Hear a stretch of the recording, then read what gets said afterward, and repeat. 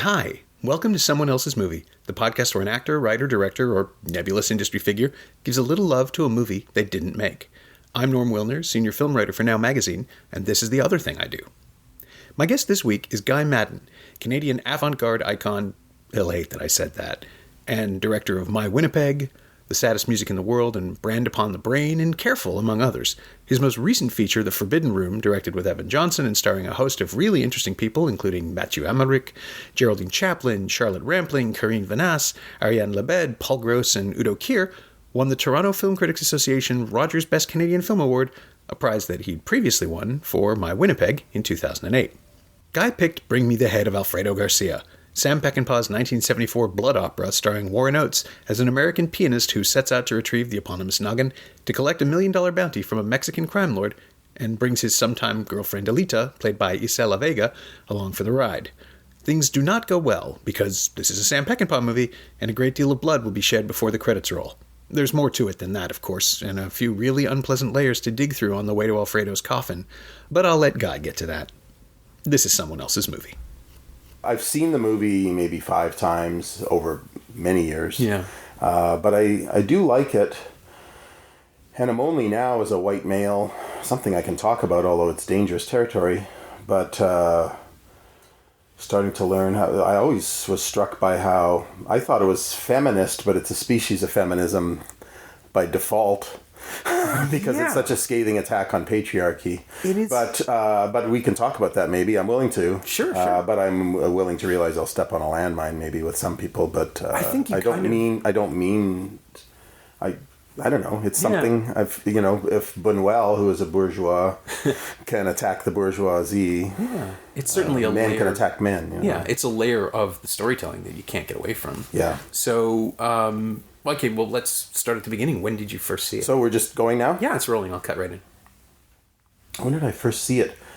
I think I slowly became aware. I was 18 in 1974 when Bring Me the Head of Alfredo Garcia came out. Okay. And I think I was only dimly aware of it. I wasn't into movies then. I was kind of a baseball fan and just drowsing my way through my teen years.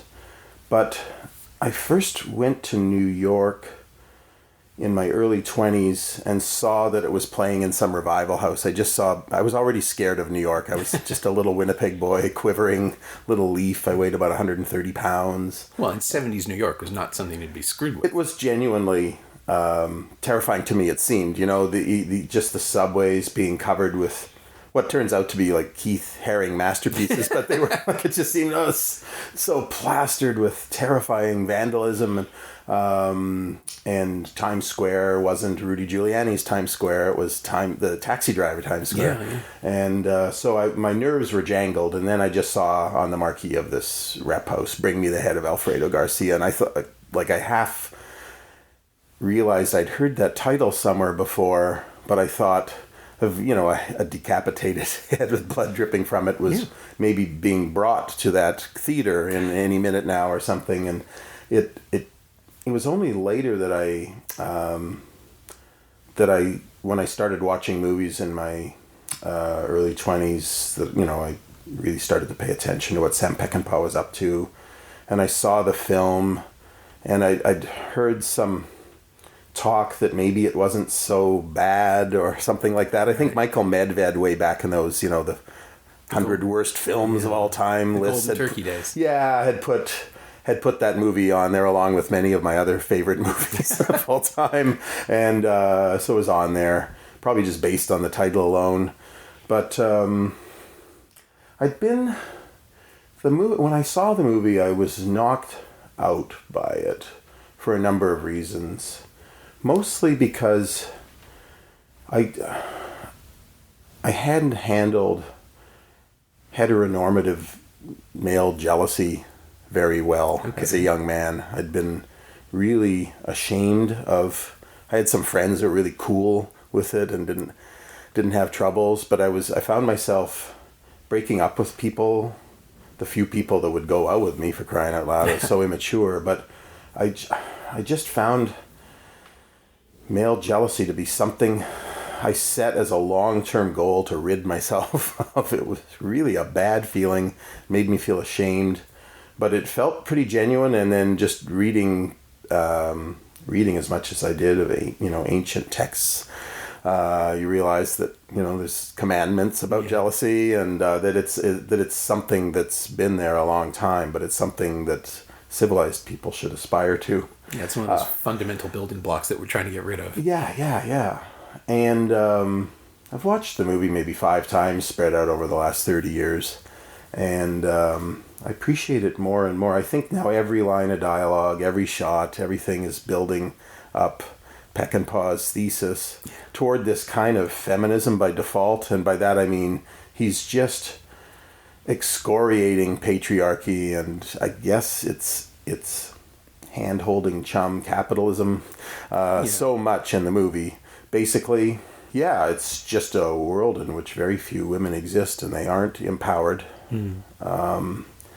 But its central story. It's a love story between Warren Oates. Warren Oates is Benny, just a crummy pianist, like in Shoot the Piano Player or in Detour. We don't know how he ended up where he is. He's just he's not very lucky. He's not very good at anything. No, and he wears sunglasses over his greasy face almost the entire movie, so you can't even see his eyes, or you can't even see, But he's in love with, it's set down in Mexico.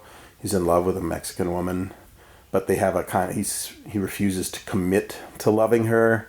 Meanwhile, she cheats on him with Alfredo Garcia.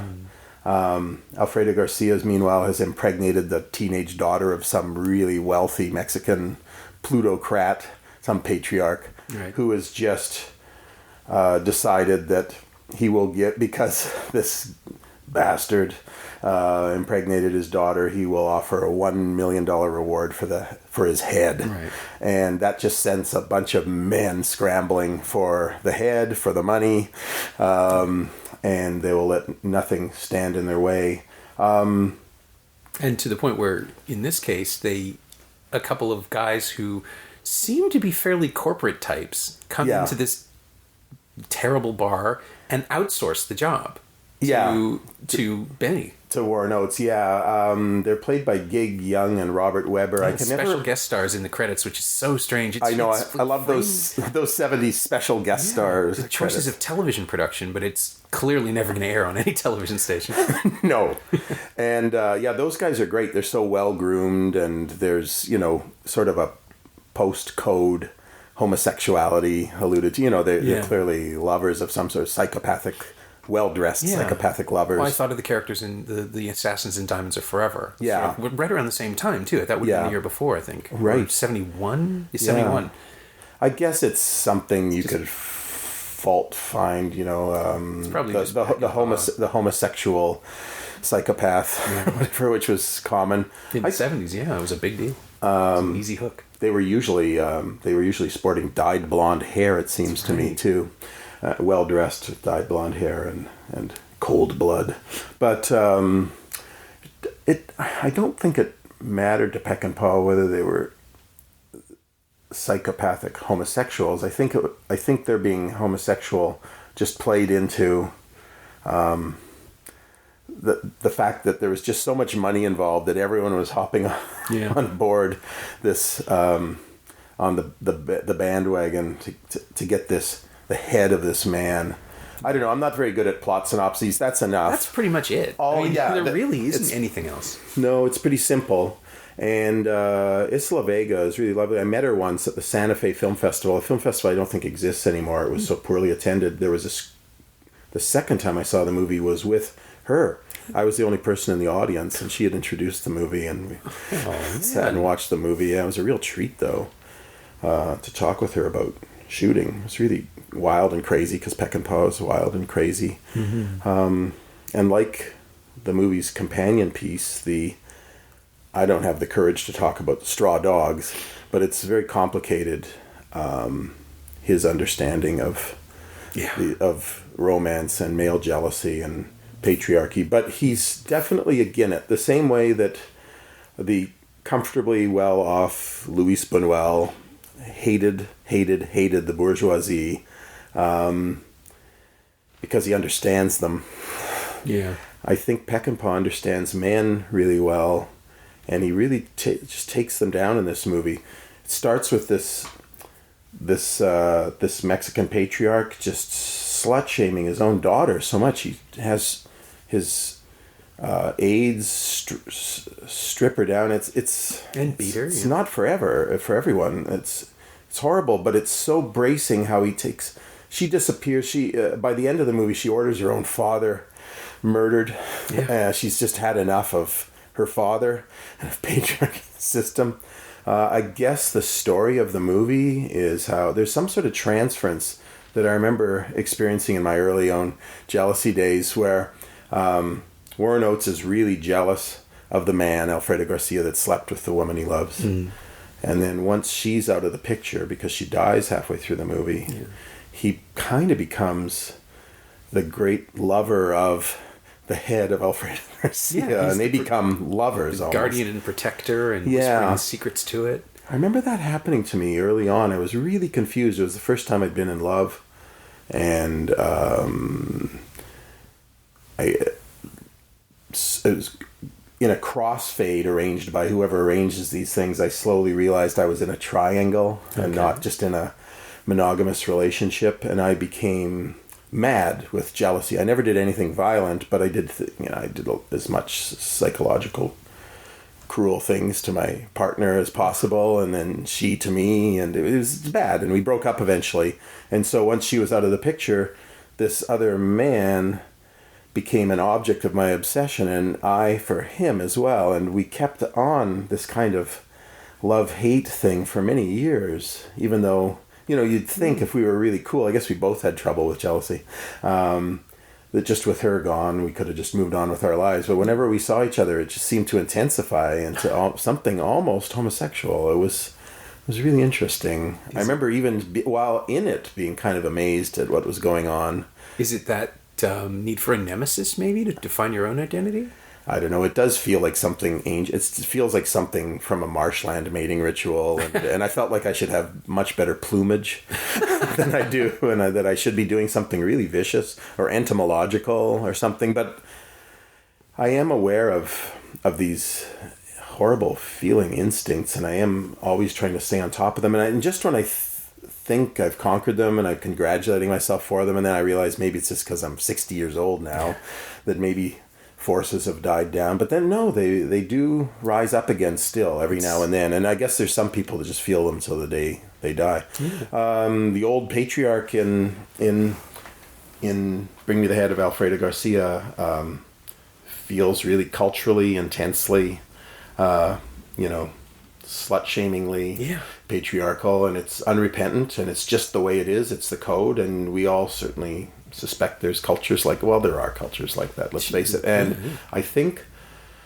a lot of women listening would say this culture we're living in now is still like that. So when you say, like, a minute ago you said these things don't necessarily die down as you get older, and Donald Trump is talking about his penis in a presidential debate, and just today is still trying to bring the full force of whatever power he wields down on Vanity Fair because they didn't like his restaurant. I didn't realize that was his tweet this morning, and we're talking about it. So one of the sad things about living as long as I have now, and I hope I live a lot longer, but growing up in the 60s and 70s, there was just such a strong grassroots anti-war movement that I really did believe, sappy optimist that I was as an adolescent, that the end of all wars was, at least America wouldn't get in any anymore after Vietnam, and that it was just a matter of America helping the rest of the world see the error of their ways, and pretty soon, maybe by the time I died, there wouldn't be any more wars or anything. But these things become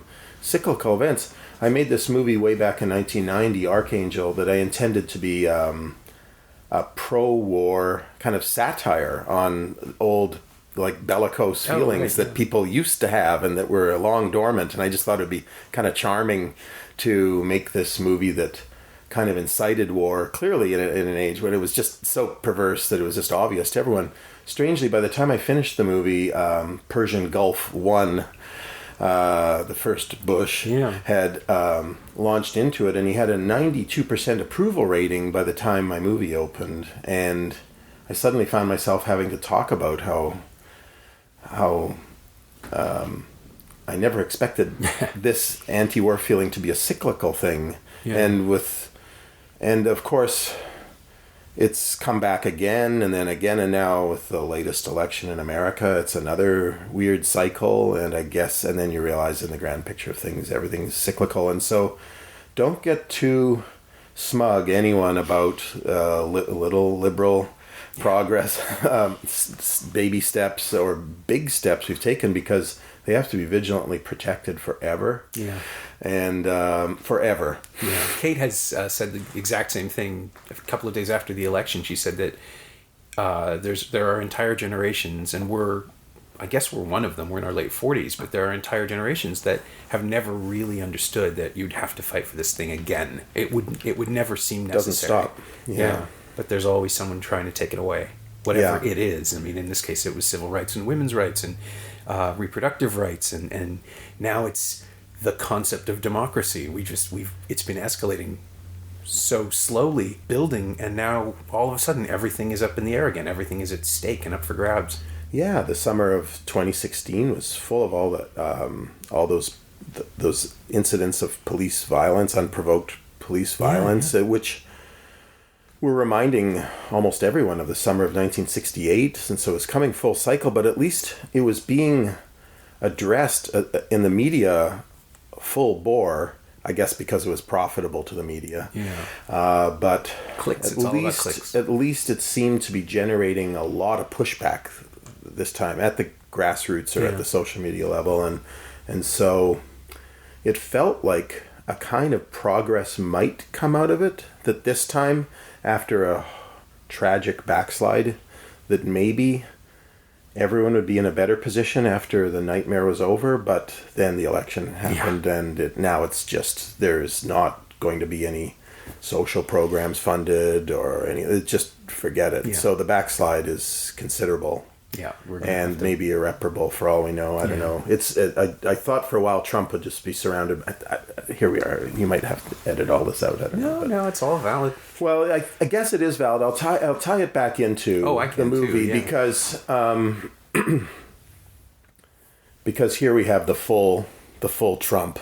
Mm-hmm. Yeah. No, I mean Alfredo Garcia. I mean, if it came out of, how did someone put it? Somebody said there are going to be fantastic documentaries and angry art coming out of this era. Yeah. Because just as with Vietnam, it produces all of this chaos. And Peckinpah's films in the 70s especially seem to be expressions of this unbelievable nihilism. Yeah. And that ultimately embrace it. That fatalism that says there's no way out, that we will never win. It's almost like embracing it so that you can drown it or smother it or something. It does feel like he means well to me, and I don't want to be one of those stuttering defenders of someone who's hurt somebody by exposing themselves to, if you watch a Sam Peckinpah movie and you feel offended or anything, I'm not going to stammer out a defense. They're ugly films. And here I am, a white, middle-aged male, middle class, just sickeningly saturated with privilege. But so I'm not going to tell listeners this is a feminist movie. I called it feminist by default just because it's a savage attack on the way things are. Yeah. And I find it bracing. It's, I guess, in a masochistic way, just to have my own faults pointed out to me so smartly, so viciously, so definitively. And I think that's a step in the right direction. I don't know. It helps. If it helps, you make a tiny little step towards self-knowledge. And so I and plus I'm obnoxiously, there's something fascist in the payback. I recently watched Don Siegel's movie, The Lineup, and was reminded of Don Siegel's Dirty Harry movies, which are very, fascistic and libertarian. And there's, where Clint gets to be, Justice Incarnate and Executioner. And, they are like the first Dirty Harry basically is the Trump doctrine. I alone can solve. Like that's the one man who knows what to do in a system that won't let him. It's kind of funny. I've often wondered if liberal movie viewers become fascists while they're watching that kind of movies, and then when they brush the popcorn off their sweater on the way out, they're back to being liberal and empathetic again. But while they're watching the movie, they are allowed these more bestial urges. Because one definition of fascism is that you just what isn't the Latin root to do or to make? You're just doing it now. You're just following your impulses. No civilized intermediary. You're just making my day. Yeah, that's you can cheer, and it's not real, so you can embrace the catharsis of fantasy. The problem is, and Jean Grey and I talked about this with Fight Club, when you come out of the movie thinking, oh, that's a manifesto, that's the way it should be, and you see that movement 25 years later, or 15 years later, you see that movement 15 years later suddenly coalescing into political support, and for an idea that is incoherent. Peckinpah's movies are weirdly coherently incoherent, which is what I keep coming back to. Watching Alfredo Garcia again after you picked it, I thought, this is exactly what I remember. This is sweaty, angry, miserable. There are no good men at all. There are nobody deserves to be saved or redeemed, and the only redemption is more violence. Yeah, and it's almost like the only way there'll be equal pay for anyone in the world and proper human rights is if we have a couple of thermonuclear wars first. Yeah. And so he seems to be supplying the thermonuclear war. It's not literally in there, but it is just it's just a sort of it's a revolution. Yeah. Does America even exist in this world? It might as well be a Mad Max film. I mean, Alfredo Garcia will not be embraced by Trump because it's set in and stars mostly Mexicans. Yeah. What little reading I've done on it, I've done virtually none, but I've read that Peckinpah said this was his Mexico. He loved it there, but he said this is realistic. Now, obviously, a movie with that kind of body count, I forget how many people die. 21 or 45 or something like that. They start going by the dozen by the end, but the last shot in the movie is just a smoking... Might as well be a phallus. Yeah. It's just the end of the barrel of a gun that's just mutely pumping out. Seemingly the soundtrack's gone mute, and it's just in slow motion, just ejaculating one bullet after another into Warren Oates' body because he dared defy the system. His big revelation is that all these people had to die just because some patriarch's daughter was impregnated, and you don't even want the head. You just paid $1 million for it. You want me just to throw it to the dogs, and all this is just market forces and phallic pride. And so I'm ill-equipped to conduct a really elegant socio-political conversation about this, but there's just details in the movie too that are just so beautiful, and we haven't even talked about Warren Oates yet. And I wish I knew more about his filmography. I know a bit about it. I watched a whole bunch of clips a couple summers ago of him on his TV work, and I guess I've seen him in Two Lane Blacktop, right, and Cockfighter. Yeah, I've caught up to all of those subsequently, but I'm a little younger, and the first thing I saw him in was probably Blue Thunder. Oh, I haven't seen that. Where he's the grizzled police captain, basically. He died before it was released, but he shot it, so it's all there. There's a performance, but there was clearly an attempt in the making of the film to reorient something in the second act, and he wasn't available for it, so they tried to work around it, and there's this strange Warren Oates-shaped hole in that one. Because of his death? Yeah, he just wasn't there for reshoots. I didn't realize he finished it. It's dedicated to him. I see. But when they went back to fix something, clearly he wasn't around. And he just had a heart attack or something. Yeah, he just keeled over. I mean, the man was... That's the thing that stunned me about looking at his work. He's never been young. He was always a grizzled old, like a middle-aged guy. And yet he died at a relatively young, 52 or something like that. And it's shocking to me that... But he never looked young. And he's just one of those guys that came out, his high school photos looked the same. Yeah. People lived harder then, I think, but Warren Oates specifically must have. Yeah, I guess he would have been around my dad's age or something like that. But yeah, it was it's just smoking. Yeah. Smoking and not talking about your troubles. That's true. Swallowing everything. We all, let's face it, all of us sissy boys from the children and grandchildren of the great generation. Right. We'll talk each other's heads off about our feelings and everything. But that generation kept it in and corked it with a lit cigarette and just waited to die when the time came at about age 52 or so. Yeah. But he is terrific in this. I mean, he's the guy to cast. He's so good at, I mean, even giving nothing. There's a movie called The Iceman where Michael Shannon plays a guy who claimed to have killed dozens and dozens of people, and his entire performance is a brick wall of giving nothing back to his co-stars. Right. And it's fascinating. It's also... And how do you make that work? Yeah. It's not... I've made movies where... Now, luckily, I've never really relied on performance so much in these assemblies I put out, whatever the hell they are. But I had a movie once where it really did need a performance from a lead actor, and I didn't get it. and it was like I would have done better with a cardboard cutout. Really, it was the same kind of situation.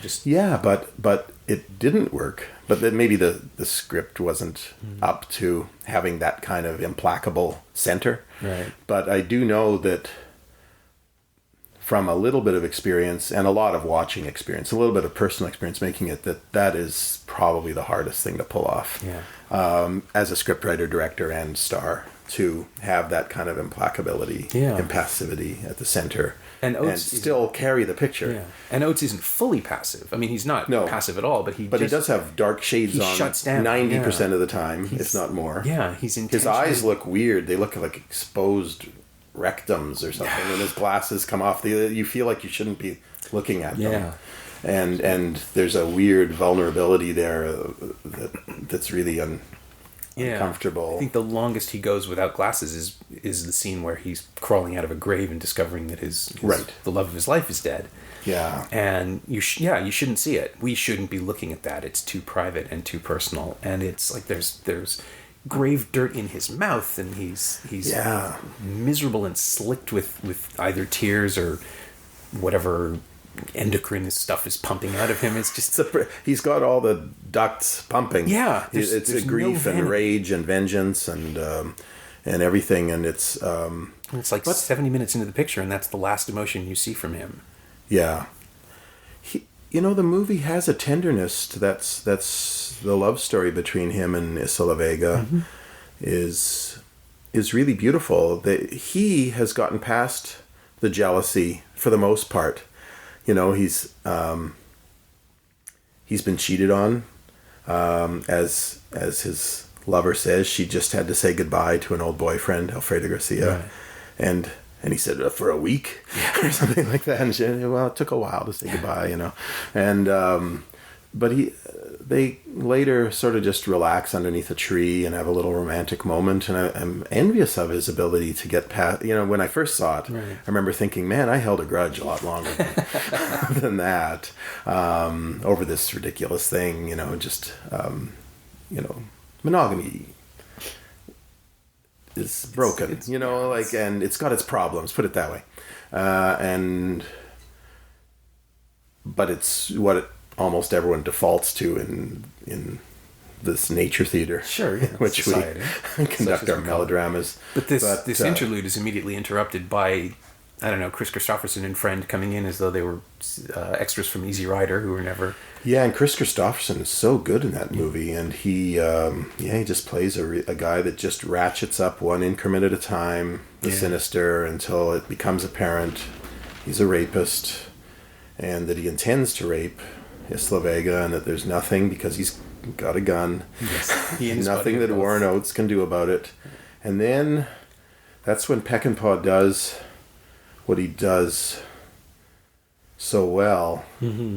Problematically, but he, because he does it in Straw Dogs too. Yep, very much. He makes you as a viewer identify both with the woman and with the man, and with the woman's lover, so that you're jealous, you're aroused, you're angry, you're outraged, you're violated, you're aroused in a kind of a feral way, and you're even jealous of the woman somehow because you feel like, I don't know, it's a weird thing to admit, but you almost, in a movie fantasy way, you almost wish you were her too. Okay. In a weird way. Because it's, for those people I know I'm familiar, speaking for myself. Yeah, well, I was just going to explain the exact dynamics of it for people who haven't seen these scenes. In Straw Dogs and in Alfredo Garcia, there are effectively rape sequences. Yeah, they're rape scenes. In which the woman who has... They're both aborted before completion. But in both sequences, it is not just implied, but pretty much demonstrated that the female victim is starting to get into it in both of them, and it's really unsettling. Maybe in the case of Alfredo Garcia, there's a very strong incentive for her to go along with it just to survive, and that's very plausible. But it's ambiguous enough to Warren Oates, who witnesses it, that it inflames his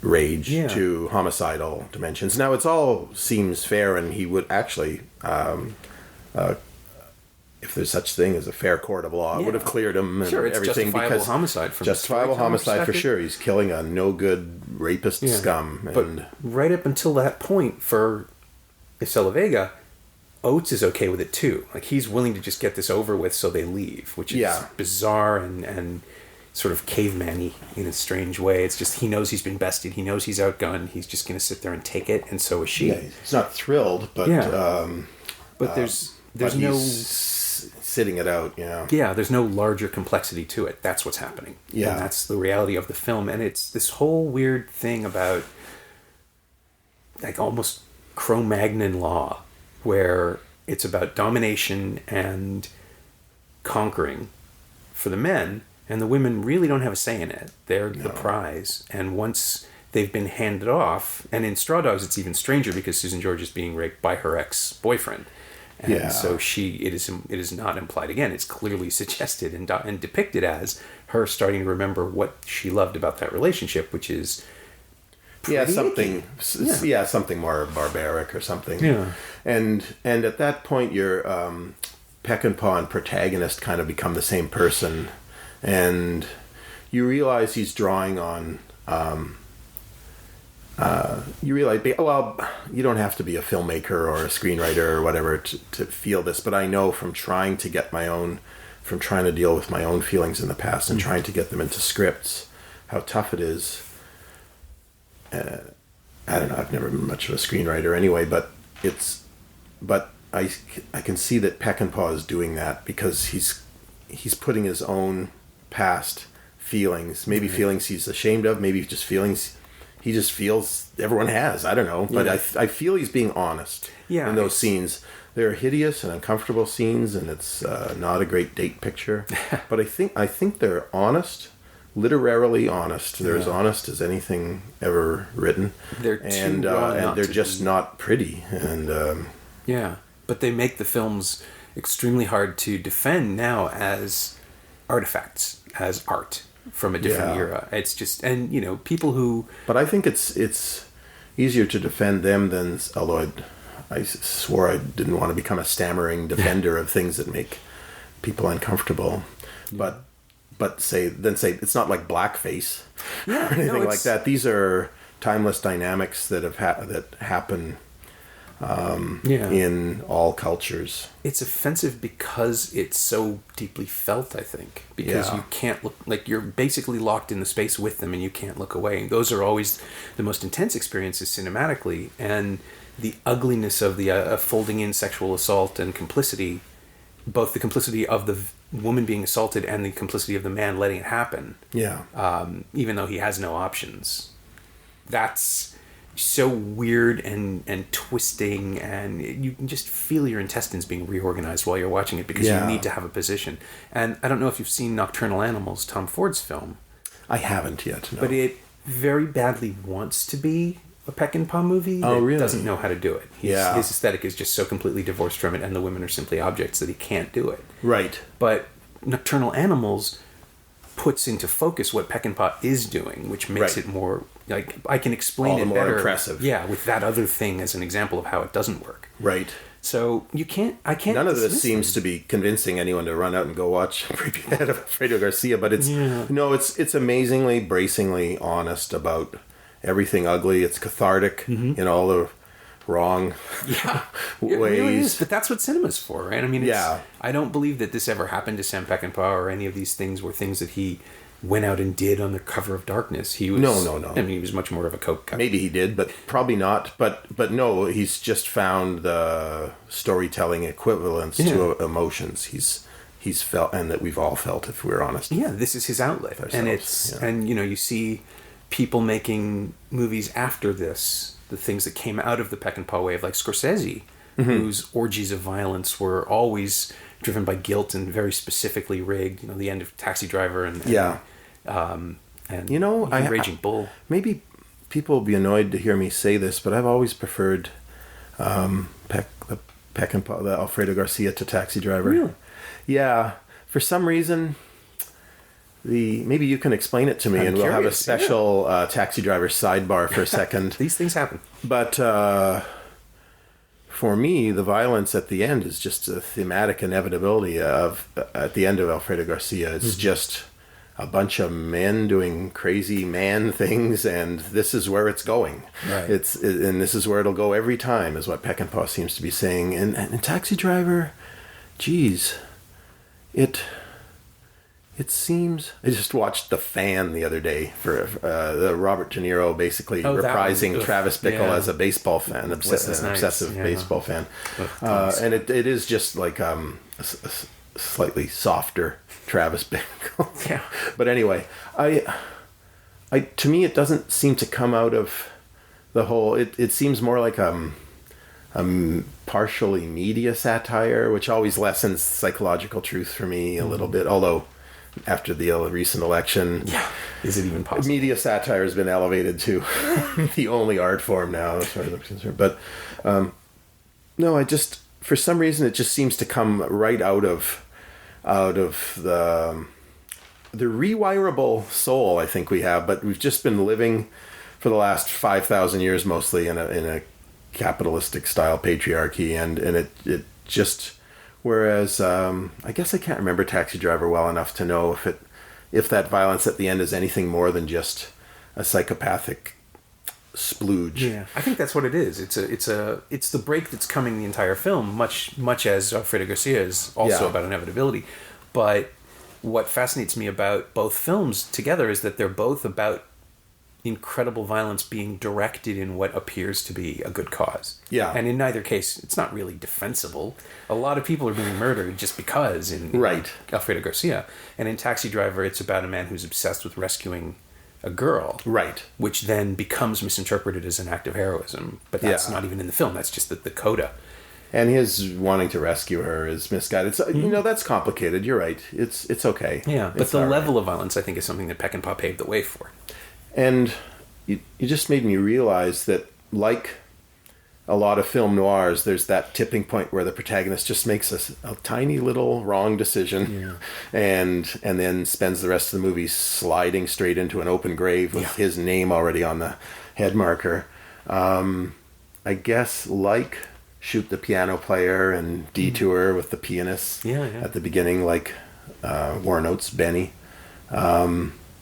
He makes a decision to get the head of the man who... He has his own reason for getting the head of the man who slept with the patriarch's daughter. Yeah. He also slept with his girlfriend. Yeah. And so he's making a wrong step. He's overreacting. And of course, the classic noir thing, too. It's an easy money. It looks like easy money. It's all you have to do is dig up a guy and get his head. Yeah, see, everyone else is out to murder Alfredo Garcia and bring back his head, but he alone knows that Alfredo Garcia has already died in a car accident. Yeah. And so all he has to do is go to his grave, dig it up, take the head, no murder, no crime, no foul, and just get the money. But he's bought into the system, and that's his mistake, and he deserves to die for it. Yeah. But he at least goes down and a martyr. So he's a martyr to something other than the system. Yeah. And but he doesn't know what it is. He just knows it's all wrong. He's just decided at the end. Does Travis Bickle know everything is all wrong? See, at that's the end? it, right? I was going to say The most he can do is kill a pimp. I guess he kills the pimp and maybe goes after. Well, he goes after Palantine. He goes after a politician. But does he decide that that's all wrong? It's just because Sybil Shepherd is working for. It's just random for him. I think it's a little more of a psychopathic splooge there, just frustration. It's tumblers dropping rather than a plan forming. Yeah. But with Alfredo Garcia, he also saves a young woman. He just doesn't know he's doing it. Like, it's completely... Benny doesn't even know this girl exists. Right. The daughter. Yeah. And then in the end, solves a problem for her. It's really strange and tragic. Like, to her, he is the savior. He is the guy who came out of nowhere and saved her from her monstrous father. But it was so incidental to his mission. I'm sure, Paul Schrader wrote the script for Taxi Driver before Sam Peckinpah wrote the script to Alfredo Garcia, I believe. Probably. But Taxi Driver came a year later. I'm sure they don't influence each other at all, but there are these little rhymes. Yeah. And I wonder if Marty loved Alfredo Garcia. He must have. I'm sure. He's such a formally strong filmmaker. I don't warm to him that much. I wouldn't warm to my own films, by the way, I have to say. They're just missing that spark of life that I wish his films had a spark other than the kind of vicarious boy thrill that I find myself enjoying while watching him. But then on the way out, I just feel like watching a Bresson movie or a Dreyer picture. Take a look at Silence. Right. It's a movie, he's been trying to make it for decades, but it now feels like a film made by a religious man who's watching his friends die and starting to wonder. And it's easily the most mature thing he's done. Okay. It's really quite striking. It's interesting you talk about mature when you're speaking of a 75-year-old man. Yeah. I'm still childish. Yeah, he's making teenager movies, and I love them. But, there's a very simplistic moral view in a lot of his films, to the point where, like, The Departed, which finally won him the Oscar he'd been chasing for so long, is really just cops and robbers. And they're like big budget B movies. Yeah, but that's fine. I love B movies. I like nothing better than a movie with William Talman in it or something, or Charlie McGraw, Armored Car Robbery or something. I could go on forever about my favorite 1950s B movies, because there's no pressure for them to be about anything. Yeah. And sometimes they end up being about something, either by accident or by the screenwriter is up to something. Right. And the director's a smart hack, and the things are over in 65 minutes, and they are low budget, and you love it. You know that they can only afford shadows and not big sets. The lineup by Don Siegel, which I watched the other day, set in San Francisco, the guy just squeezed every last drop of San Francisco out of that thing. I'm not familiar with the film at all. So. It's beautiful. It's Eli Wallach made the film a year after Baby Doll, maybe, which was his first film, I believe. Okay. And he's the star, and he plays a kind of a hitman. So he's a psychopathic hitman. And then Robert Keith, who's Brian Keith's father. I don't know. These are all we're talking these B movies. So the stars are all, the actors in them are all people you have to be a real movie nerd to know. And I had to look them up. But Robert Keith I recognized as the father, the Hadley patriarch in Written on the Wind, the guy who dies of a heart attack on the stairway while Dorothy Malone is dancing her dad to death. I don't know, it's just got faces like that, and it's really lean, and it's just shot in beautiful locations, and it's really great shots, and it doesn't cost any more money to just frame the camera solidly and have a good solid vocabulary. Now, Siegel did evolve into a Clint Eastwood fascist, but I had a lot of fun watching those when I was a teenage boy, and most teenage boys are fascists without identifying as them, but at least when they're sitting in a movie theater. Yeah, you just don't even know what it is. Yeah, you don't know what it is, and you don't know any better. You're ignorant, and besides, most teenage boys then leave it all in the theater and go home and help a little old lady across the street or something, kiss their mom hello when they get home and stuff. But I don't know. Those are bracing experiences. I'm not sure why I'm even talking about it now, other than that.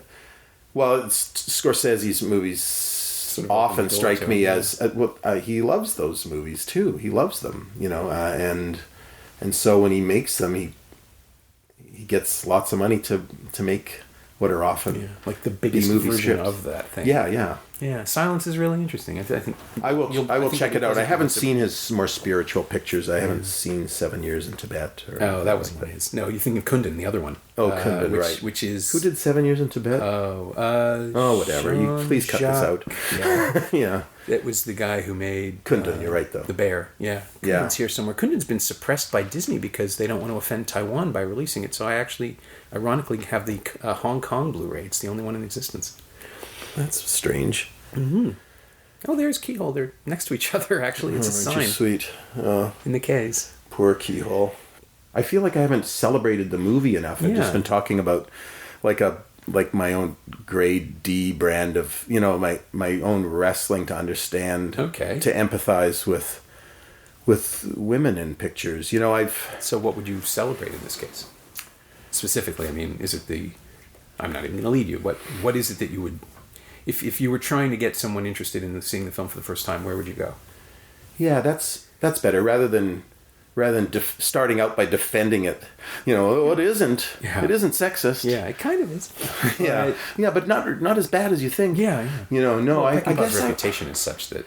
I guess I would just describe it as a totally immersive experience in some sort of Mexican fantasia, although I doubt it exoticizes it, which is, of course, an insensitivity.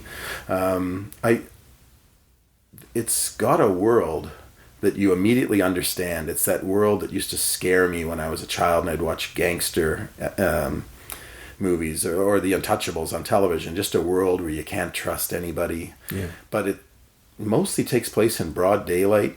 You feel the flies buzzing around you at all times. You can feel the cars are as beat up as its unlikely star, Warren Oates, he's beat up both as the character and as seemingly as the human being, Warren Oates.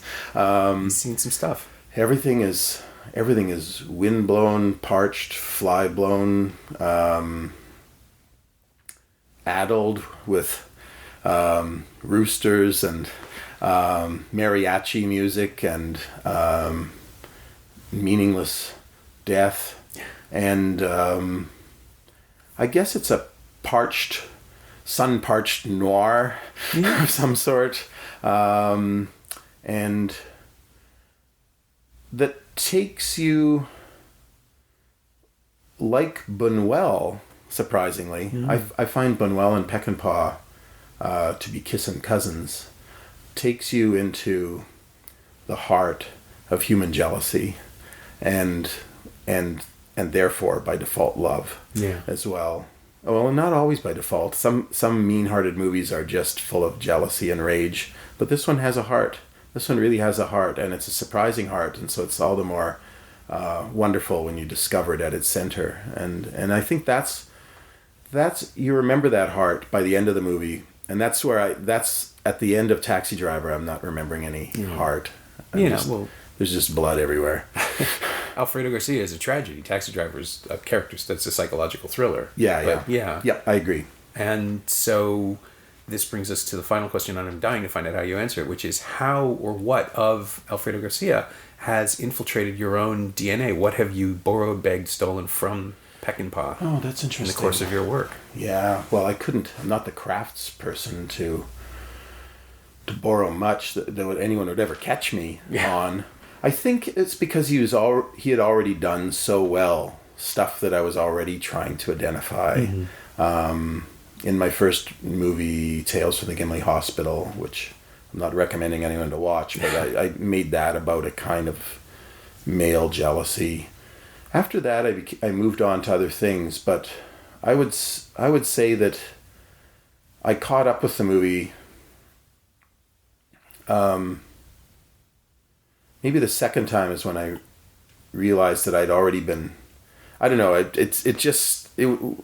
That movie and my first movie were all pointed in the same direction. Yeah. We weren't the same things, but we were all It was sort of my chief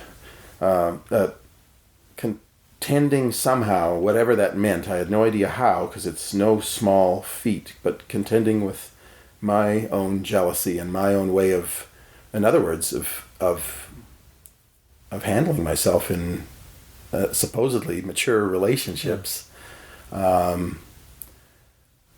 Was at the top of my to-do list, fixing what I continually do wrong with my heart. And that movie seemed obsessed with it, saturated every last drop of blood that beats in that movie and or dribbles out is concerned with that. And I find that something that will sadly probably never go away. When you hear of people being stoned for adultery or just murdered out of jealous rage or just the amount of agony people cause each other. Yeah. We're basically insects. The entomological savagery of insects mating, with heads being snipped off at the height of passion and things like that. It just, but we're supposed to be civilized. So not supposed to just grab that.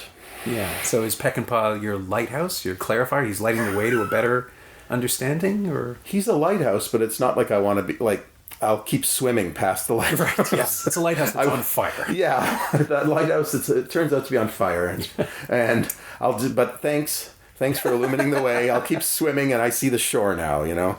So yeah, that's it. Perfect. Thank you. My thanks to Guy Maddin, whose latest feature film, The Forbidden Room, is available in a pretty nifty Blu-ray edition from Mongrel Media in Canada and Kino Lorber in the US. It's also available on iTunes and Google Play.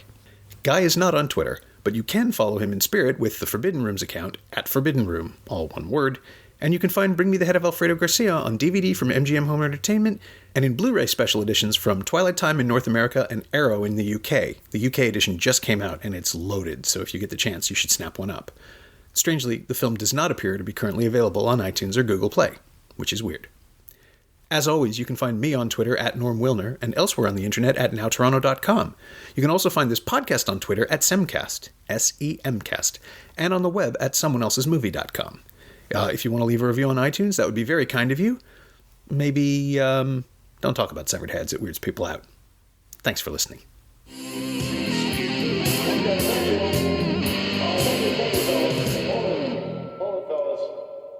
I'm afraid you're just too darn loud.